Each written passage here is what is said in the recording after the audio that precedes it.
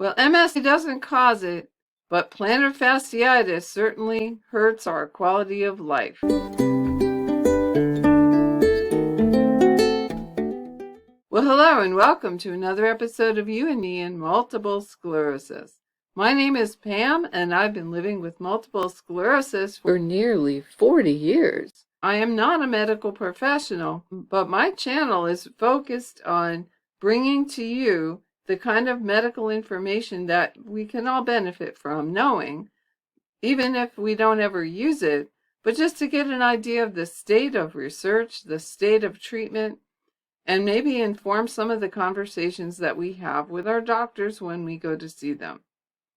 Today, I want to talk about something that, as I said, is not caused by multiple sclerosis. You're no more likely to have it if you have multiple sclerosis.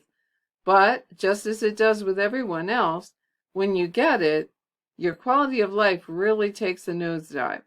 By understanding it a little better, we'll know what causes it and how to treat it and how to perhaps even prevent it. Well, let's first clarify and be sure we're talking about the same thing. And I've gone out to the Mayo Clinic. Here's what they say. Plantar fasciitis is one of the most common causes of heel pain. It involves inflammation of a thick band of tissue that runs across the bottom of each foot and connects the heel bone to the toes, known as the plantar fascia. Plantar fasciitis commonly causes stabbing pain that often occurs with your first steps in the morning. As you get up and move, the pain normally decreases, but it might return after long periods of standing or when you stand up after sitting.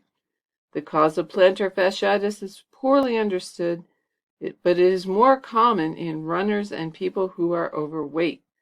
Well, that's the long and the short of it.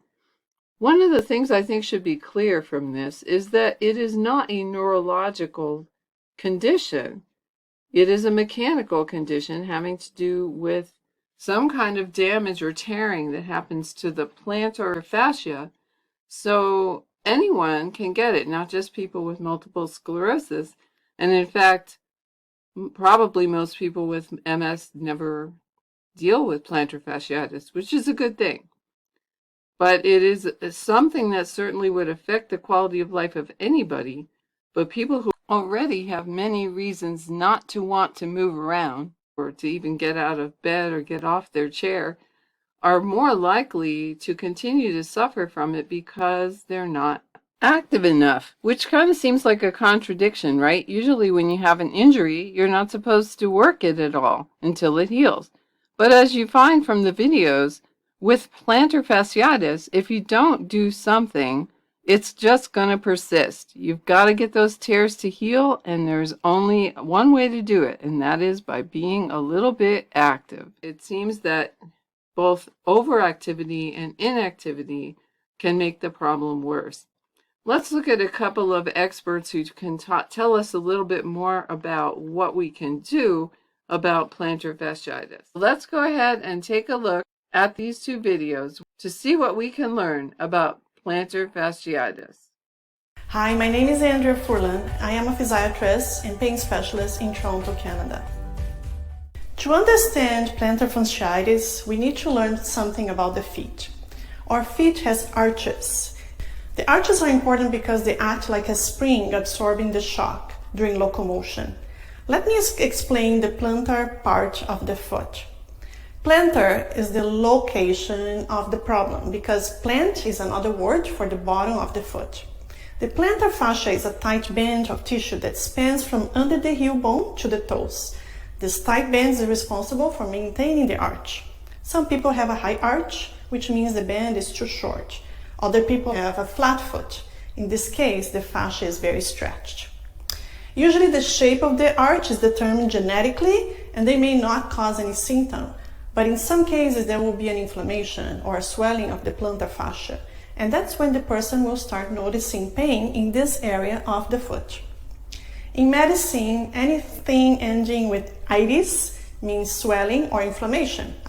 So when we put it together, plantar fasciitis is inflammation of the fascia in the plant of the foot.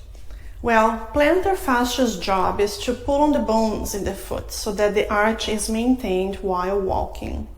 All this pulling combined with a high arch, excessive weight, aging tissues, or overuse can injure the fascia, the plantar fascia, by causing micro tears in the tissue.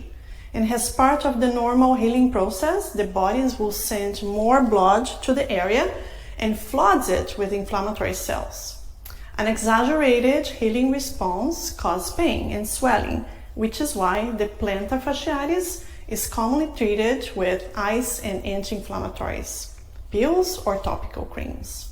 Plantar fasciitis is usually most painful first thing in the morning because our feet naturally flop over into a relaxed position while we sleep. This isn't usually a problem, but the longer the foot stays in this position trying to heal the fascia, the more it allows the tissues to become shorter and even tighter. When we eventually do get up and suddenly put weight on our foot and force it to stretch out beyond what it can handle, the tearing starts all over again. This happens day after day, over and over, so it isn't hard to see why the pain can quickly get worse and become chronic. Diagnosing plantar fasciitis is usually done through a combination of physical exam and medical history. X-rays aren't really useful. In fact, used to lead to some unnecessary surgeries. Heel spurs are extra bone growths that were often surgically removed when they were found on X-rays of people who had heel pain. But removing heel spurs isn't usually helpful since there is no relationship between the amount of bone spurring and the amount of pain. Many people with heel spurs have no pain, and many people with heel pain have no bone spurs. It turns out that plantar fasciitis and heel spurs just share many of the same risk factors. So, what is the treatment for plantar fasciitis? We've already talked about anti-inflammatory medications and ice. A great tip is to freeze a plastic bottle of water so you can roll it under your feet.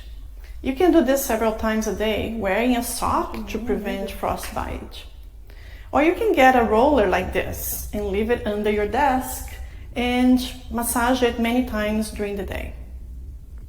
But to really get a leg up on the problem, the repeated micro tears must be stopped. It isn't really realistic to stay off your feet long enough for the plantar fascia to fully repair. And besides, that much bed rest would set off a domino effect of other problems. I give my patients a treatment plan that starts with stretching their fascia before standing, if they have been off their feet for a while, like during sleep. So this exercise is what I recommend people to do before you get out of bed in the morning. So you're going to get a bed sheet like this, and you're going to raise your leg, pulling down like this. So then you're stretching the calf muscles and the plantar fascia, and you can do this 10 times. It's important to do this before you get out of bed, and you can use a bed sheet like this, or you can put a yoga strap and do with both legs or after any period of prolonged rest. Massaging can also help to loosen the tight tissues and reduce the swelling. Taking your time to gently stretch the tissues allows them to expand without tearing. When this isn't enough, I add a brace that keeps the foot in a neutral position during sleep. When you keep your foot like this, instead of letting it naturally flop over, you stop the tissue from becoming shorter and tighter as it heals. Arch support is also important, especially for people who walk a lot, are overweight, are starting a new sport, or engage in high-impact activities. Typical plantar fasciitis doesn't need expensive orthotics. Just a simple arch support or footwear that is hard and solid like this would do the trick. But remember that shoes lose their support over time with use. Foot strengthening exercises can also help support the arch. Scrunching up a towel with your toes like this is a great way to start. Walking on your tiptoes helps to strengthen the muscles of the calf, which are very important to maintain the medial arch. A physiotherapist or a similar healthcare provider can design a custom routine that can be practiced at home every day. They can also apply other treatments such as laser, acupuncture, deep heat, ultrasound heat, or electrotherapy. But these passive treatments, like most passive treatments, can become costly, and the pain relief usually only lasts a short while. Stretching and strengthening are key to long-term relief. I usually do not recommend injections in the plantar fascia. First, the procedure is extremely painful. And second, injection of steroids into the fascia has not been proven in scientific studies to prevent the progression from acute to chronic pain. It's important that you get medical advice and individualized treatment. You'll notice that Dr. Furlan does not recommend surgery, and I would agree with that because an awful lot of times the surgery is more extreme than it needs to be and really doesn't get to the root of the problem. Our next speaker gives similarly sound advice. Wearing the wrong type of shoes is the #1 cause of plantar fasciitis. In fact, if you don't address your footwear, you will never resolve this condition. Many people, when they first begin to have that excruciating morning pain, when you first take that step in the morning, they'll do a quick Google search and read a few articles. You'll find hundreds of resources and suggestions for the best shoes for plantar fasciitis.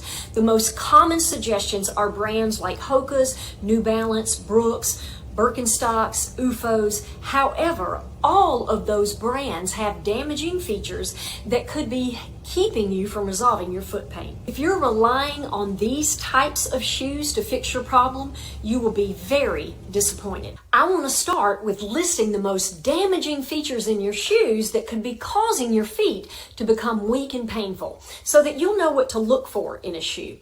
The #1 most damaging feature is wearing narrow or tapered toe box shoes.